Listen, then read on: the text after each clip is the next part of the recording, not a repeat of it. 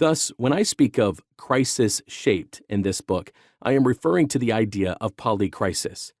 My frame of reference for understanding these crises is primarily global, a crisis-shaped world. In this early part of the 21st century, humans are more connected to one another around the world than ever before. While different countries may have different local crises, my point of departure in this book is to understand this moment of polycrisis to be comprised of essentially three interlocking crises: climate, economics, and migration. Climate change, which I use as a shorthand to refer to a host of issues connected to a disordered relationship with creation, including pollution, environmental degradation, and biodiversity loss, is perhaps the greatest and most overriding consideration. The challenges it raises are, if not existential, of so great a magnitude that we are barely beginning to grasp them. Whole communities will be destroyed, patterns of life that we once depended on will be upended, and huge swaths of what we consider normal will be discarded. Indeed, all of this is happening now.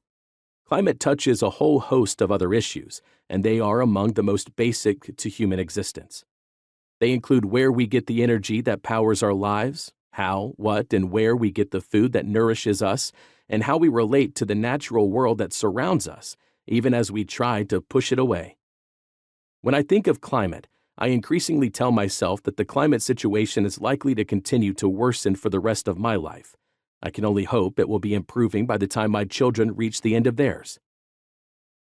While there may once have been a time when market-based economics seemed a solution to many ills, that is no longer the case.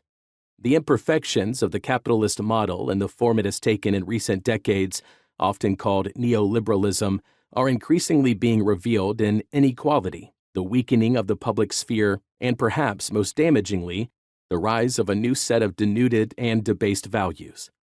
Like climate, the dominance of this market-based model has implications in many other aspects of our lives, including how we govern ourselves, how we determine value, and how we relate to one another.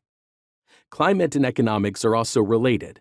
The more we rely on a market-based model, the more we are driven to relate to our natural world in unsustainable and damaging ways. The more that climate change accelerates, the more that some people will take refuge in the self-protection mentality of the market. Migration may seem the odd one out on this list, but its place is central. It is not a new phenomenon, far from it.